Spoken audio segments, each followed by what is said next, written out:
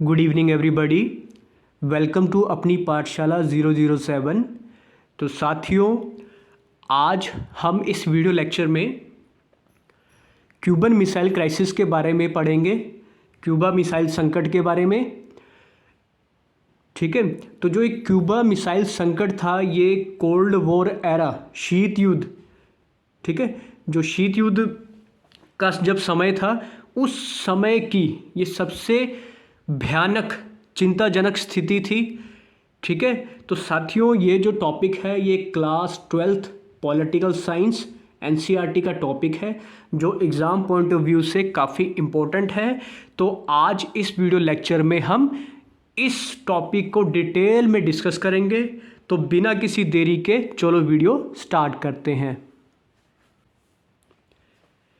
तो साथियों, एक बार मैं आपको Cuban missile crisis, Cuba missile संकट के बारे में, ठीक है, इजी वे में थोड़ा समझाता हूँ। फिर मैं आपको जैसा एनसीईआरटी के बुक में लिखा है, फिर हम उस हिसाब से भी एक बार डिस्कस करेंगे। तो साथियों, जो क्यूबा जगह है, ठीक है, वो यूएसए के बिल्कुल नीचे है, साउथ में है। ठीक है साथियों,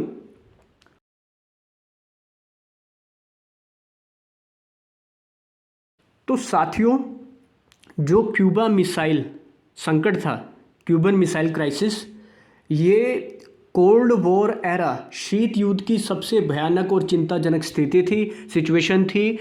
ठीक है साथियों, इसमें होता क्या है साथियों कि जब सेकेंड वर्ल्ड वॉर ख़त्म होती है, जैसा कि आप जानते हो कि सेकेंड वर्ल्ड वॉर 1939 में शुरू होती है और 1945 में सेकेंड वर्ल्ड वॉर ख़त्म होती है।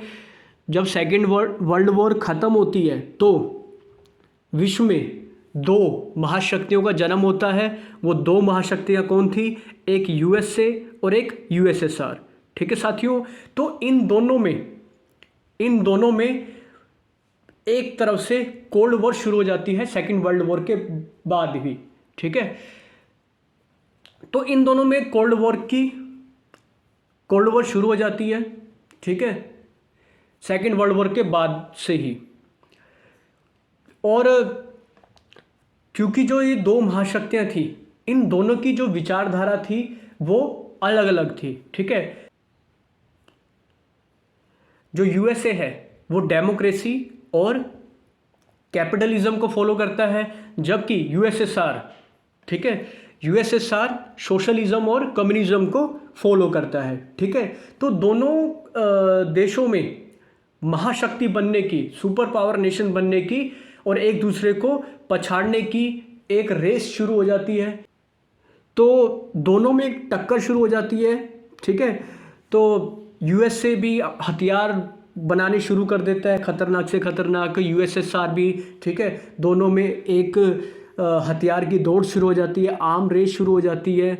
और ठीक है, दोनों देश न्यूक्लियर बॉम्ब्स, हाइड्रोजन बॉम्ब्स, ठीक है, बनाते हैं, एक से एक वेपन्स बनाते हैं, खतरनाक से खतरनाक। और इनमें स्पेस वॉर भी शुरू हो जाती है कि स्पेस में सबसे ज़्यादा कंट्रोल कौन करता है। ये ज़्यादा से ज़्यादा देशों को अपने गुट में शामिल करना शुरू कर देते हैं और दूसरे आसपास के देशों में अपना प्रभाव डालना भी शुरू कर देते हैं। ठीक है साथियों, तो अब होता क्या है, जब यूएसए और यूएसएसआर में दुश्मनी बढ़ जाती है कोल्ड वॉर एरा में, शीत युद्ध में, ठीक है, तो ये एक दूसरे को घेरना शुरू कर देते हैं, एक दूसरे के लिए रणनीति बनाना शुरू कर देते हैं। ठीक है साथियों, तो साथियों, जो यूएसए है वो यूएसएसआर के बॉर्डर के साथ जो देश हैं वहाँ पर अपने मिलिट्री बेस बनाने शुरू कर देता है, वहाँ पर मिसाइल्स इंस्टॉल करना शुरू कर देता है। जैसे इटली में और टर्की में यूएसए ने मिसाइल्स इंस्टॉल की थी।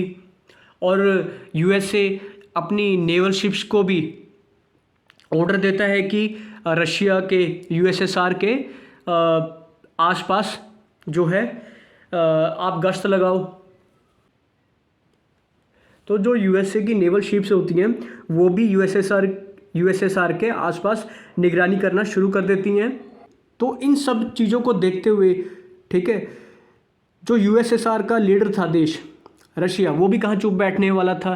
तो रशिया ने भी यूएसए के जो आसपास देश थे उनके साथ रणनीति बनानी शुरू कर दी, उनको अपने फेवर में करना शुरू कर दिया, उनको फाइनेंशियल हेल्प करनी शुरू कर दी। ठीक है, तो फिर होता क्या है कि क्यूबा में शीत युद्ध के दौरान ही जो अमेरिका के फेवर वाली सरकार थी वो वहाँ से हट जाती है, वहाँ से उसको हटाया जाता है क्यूबा से। फिर वहाँ पर जो सरकार बनती है फिदेल कास्त्रो के नेतृत्व में, वो कम्युनिज़्म को फॉलो करती थी। तो अब वहाँ पर फिदेल कास्त्रो की सरकार बनती है जो रशिया के फेवर जो रशिया को फेवर करती थी। ठीक है साथियों, तो फिदेल कास्त्रो जो क्यूबा के फिर प्रेसिडेंट बनते हैं तो वो रशिया के साथ दोस्ती बढ़ा देते हैं। ठीक है, क्योंकि क्यूबा में भी कम्युनिज़्म आ गया था और रशिया में ऑलरेडी कम्युनिज़्म था। ठीक है साथियों, तो होता क्या है कि क्यूबा को डर था कि क्यूबा में कम्युनिज़्म आ गया है और अमेरिका बर्दाश्त नहीं कर सकता कि उसके आसपास के इलाकों में कम्युनिज़्म हो। ठीक है साथियों, तो क्यूबा को ये डर ज़रूर था और पूरा डर था कि आने वाले टाइम में अमेरिका कोई ना कोई चाल चलेगा क्यूबा से कम्युनिज़्म की सरकार को उखाड़ फेंकने में। ठीक है, तो साथियों फिदेल कास्त्रो को डर था कि अमेरिका की सरकार एक न एक दिन उसका तख्ता पलट कर देगी। तो उसने रशिया के साथ अपनी दोस्ती को और गहरा करना शुरू कर दिया। ठीक है, अपनी दोस्ती, अपने संबंधों को और अच्छे बनाना शुरू कर दिया। तो इसलिए फिदेल कास्त्रो अपनी इस स्थिति से निकिता क्रुश्चेव जो यूएसएसआर के लीडर होते हैं तो उनसे अपनी ये समस्या डिस्कस करते हैं। तो क्यूबा की हेल्प करने के लिए, ठीक है, क्यूबा की हेल्प करने के लिए और अपने राजनीतिक उद्देश्य की पूर्ति करने के लिए निकिता क्रुश्चेव क्यूबा में न्यूक्लियर मिसाइल्स इंस्टॉल करने की परमिशन दे देते हैं और क्यूबा में न्यूक्लियर मिसाइल्स इंस्टॉल की जाती है रशिया के द्वारा, यूएसएसआर के द्वारा। ठीक है साथियों, और जब ये इंस्टॉल कर दी जाती है क्यूबा में, ठीक है, मिसाइल्स इंस्टॉल करने के 2-3 हफ्तों बाद अमेरिका को पता चलता है कि क्यूबा में यूएसएसआर ने न्यूक्लियर मिसाइल्स इंस्टॉल कर दी है। और अभी तक, ठीक है, अमेरिका के इतिहास में किसी भी दुश्मन देश ने इतने नज़दीक से, ठीक है, इतने नज़दीक मिलिट्री बेस, ठीक है, बनाया नहीं था अमेरिका को नुकसान पहुंचाने के लिए। तो बहुत ही चिंताजनक स्थिति हो जाती है। अमेरिका की जो सीक्रेट एजेंसीज होती हैं, ठीक है, अमेरिका की जो सीक्रेट एजेंसीज होती हैं वो पूरी इंफॉर्मेशन प्रोवाइड कराती है अमेरिका के उस टाइम के तत्कालीन प्रेसिडेंट जॉन एफ कैनेडी को कि यूएसएसआर ने ऐसे ऐसे क्यूबा में न्यूक्लियर मिसाइल्स इंस्टॉल कर दी है और उनकी जो पनडुब्बियां हैं वो भी यूएसए के बॉर्डर के आसपास हैं। ठीक है, तो बहुत ही चिंताजनक स्थिति पैदा हो जाती है। तो यूएसए के जो प्रेसिडेंट होते हैं जॉन एफ कैनेडी, तो वो मीडिया के सामने कोई भी जवाब देने से बचते हैं। ठीक है, क्योंकि वो चाहते थे कि वो कुछ ऐसा ना कर बैठे कि पूरी दुनिया थर्ड वर्ल्ड वॉर के चक्कर में फंस जाए।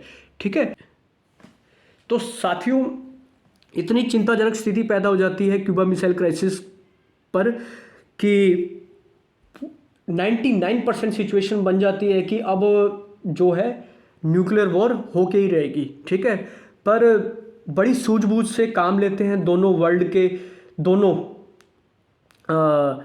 देश के लीडर बहुत सूझबूझ से काम लेते हैं, क्योंकि ये ऐसी सिचुएशन थी कि एक गलत डिसीजन, ठीक है, किसी एक लीडर का भी एक गलत डिसीजन पूरी दुनिया को तबाह कर सकता था इस समय, ठीक है।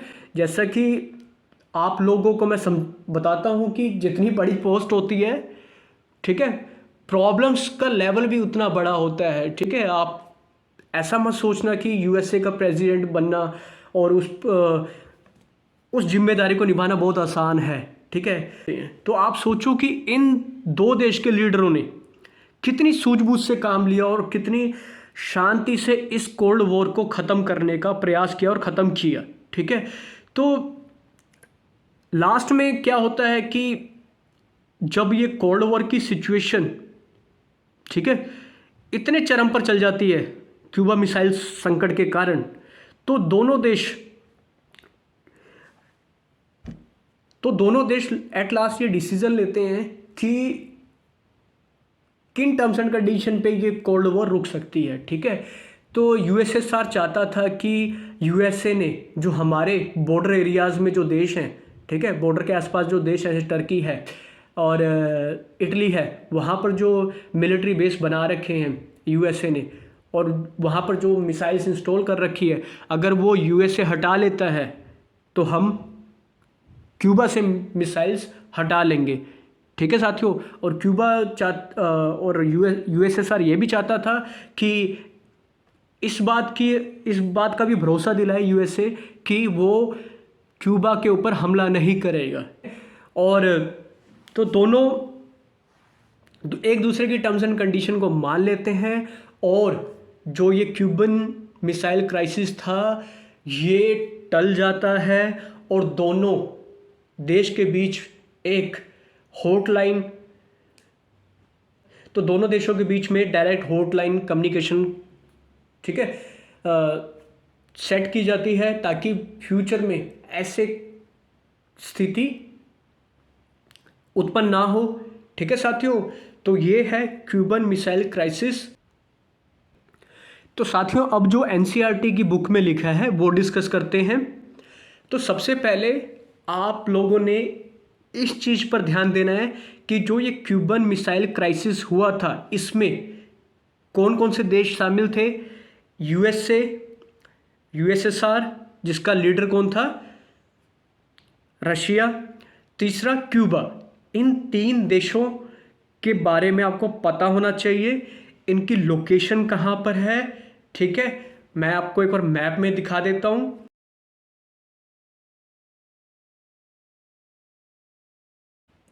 इनकी कैपिटल का नाम क्या है, जैसे यूएसए की कैपिटल है वॉशिंगटन डीसी, रशिया की कैपिटल है मॉस्को और क्यूबा की कैपिटल है हवाना।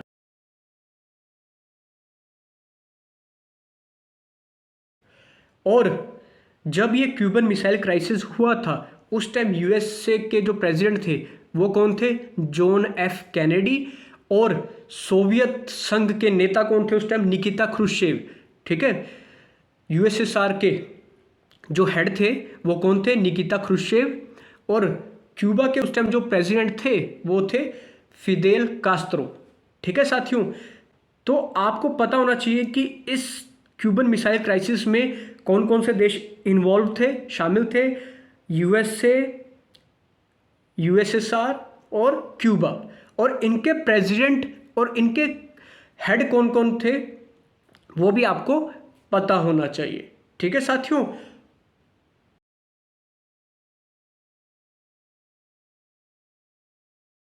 नाइनटीन 1961 में अप्रैल में जो यूएसएसआर के लीडर होते हैं उनको ये टेंशन होती है कि जो अमेरिका है, ठीक है, वो क्यूबा की जो कम्युनिस्ट गवर्नमेंट है उसका तख्ता पलट कर सकता है, वहाँ पर मिलिट्री कू कर सकता है, ठीक है।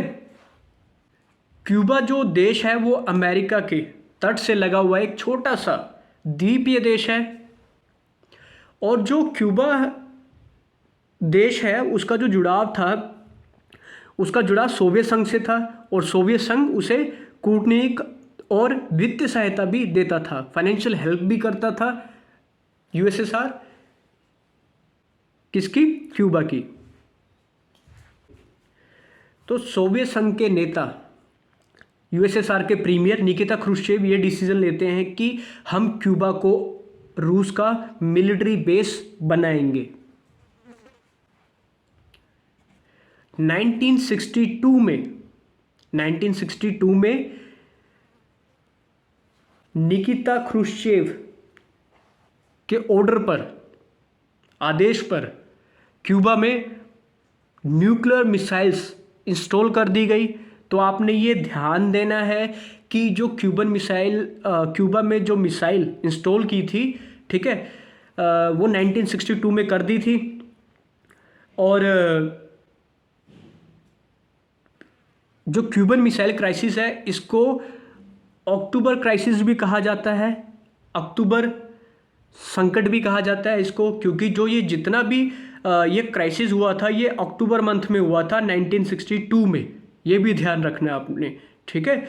और ये कुछ दिनों तक, ठीक है, कुछ दिनों तक चला था और ये कुछ दिनों बाद ये मैटर सॉर्ट आउट हो गया था, ठीक है। तो इन हथियारों की, ठीक है, तैनाती से पहली बार अमेरिका नज़दीकी निशाने पर आ गया था, किसके? रशिया के। तो क्यूबा में न्यूक्लियर मिसाइल्स इंस्टॉल कर कर, ठीक है, यूएसएसआर ने अपने आप को बड़ा पावरफुल बना लिया था। अब वो अमेरिका के बहुत बड़े हिस्से को डिस्ट्रॉय कर सकता था। और क्यूबा में रशिया ने न्यूक्लियर मिसाइल्स इंस्टॉल कर दी है, इसके बारे में अमेरिका को 3 हफ्ते बाद पता चलता है। तो उस टाइम जो अमेरिका के राष्ट्रपति थे जॉन एफ कैनेडी और उनके सलाहकार ऐसा कुछ भी करने से हिचकिचा रहे थे जिससे दोनों देशों के बीच में परमाणु युद्ध शुरू हो जाए। तो जॉन एफ कैनेडी को उनके सलाहकार डिफरेंट आइडियाज़ देते हैं कि इस क्यूबन मिसाइल क्राइसिस को कैसे टाला जाए। तो वो ये एडवाइस भी देते हैं कि क्यूबा पर हम डायरेक्ट हमला कर दें, ठीक है। तो उस पर भी एक सबकी सहमति नहीं बनती है, ठीक है। फिर दूसरा ये डिसीजन लिया जाता है कि जितनी भी शिप्स आ रही हैं, ठीक है, जितनी भी पनडुब्बियाँ आ रही हैं यूएसएसआर की, ठीक है, उनको ब्लॉक कर दिया जाए, उनको क्यूबा में आने ही न दिया जाए, ठीक है। और क्यूबा को हम चारों तरफ से घेर लेते हैं, ठीक है। एक तरफ से क्यूबा में नेवल ब्लॉकेड कर देते हैं। तो इस तरह जो अमेरिका है वो सोवियत संघ को मामले के प्रति अपनी गंभीरता, ठीक है, की चेतावनी देना चाहता था। ऐसी स्थिति में ये लग रहा था कि अब तो वॉर हो गई रहेगी, ठीक है। इसी को क्यूबा मिसाइल संकट के नाम से जाना जाता है। इसी सिचुएशन को क्यूबा मिसाइल संकट के नाम से जाना जाता है। इस संघर्ष की आशंका ने पूरी दुनिया को बेचैन कर दिया। अगर ये न्यूक्लियर वॉर हो जाती, ये युद्ध हो जाता, तो ये कोई आम युद्ध नहीं होता, ठीक है। तो जब इन दोनों पक्षों ने युद्ध टालने का फैसला लिया तो पूरी दुनिया ने चैन की सांस ली। तो जो ये कोल्ड वॉर था, शीत युद्ध था, ये सोवियत संघ और अमेरिका तथा इनके साथी देशों के बीच एक प्रतिद्वंदिता, तनाव और संघर्ष की एक श्रृंखला के रूप में जारी रहा। और सौभाग्य से इन तनावों और संघर्षों ने युद्ध का रूप नहीं लिया, यानी इन दोनों देशों के बीच कोई पूर्णव्यापी रक्त रंजित युद्ध नहीं छिड़ा।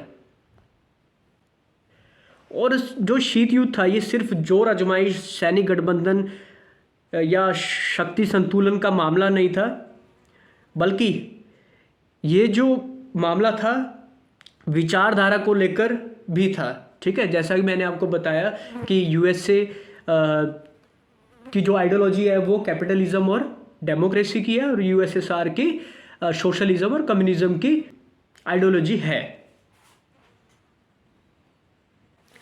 और शीत युद्ध के दौरान, कोल्ड वॉर एरा के दौरान 2 गुट बन जाते हैं, ठीक है।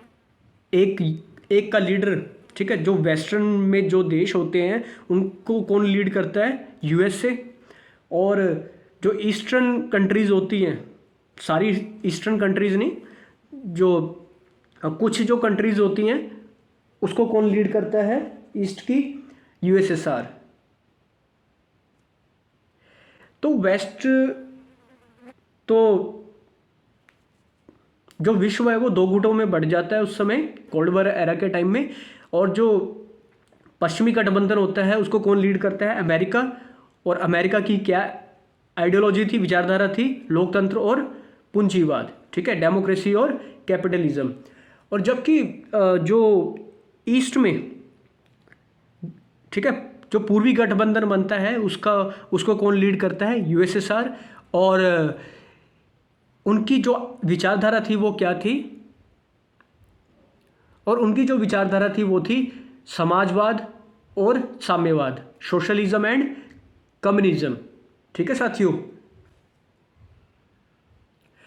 तो साथियों ये जो अभी हमने डिस्कस किया, ठीक है, ये पॉइंट्स जो हैं एनसीईआरटी की बुक्स में हैं, ठीक है, इसीलिए मैंने आपको एक एनसीईआरटी बुक्स के अकॉर्डिंग बता दिया है, एक मैंने सिंपल लैंग्वेज में, ठीक है, आसान भाषा में भी मैंने आपको स्टार्टिंग में बता दिया है, ठीक है।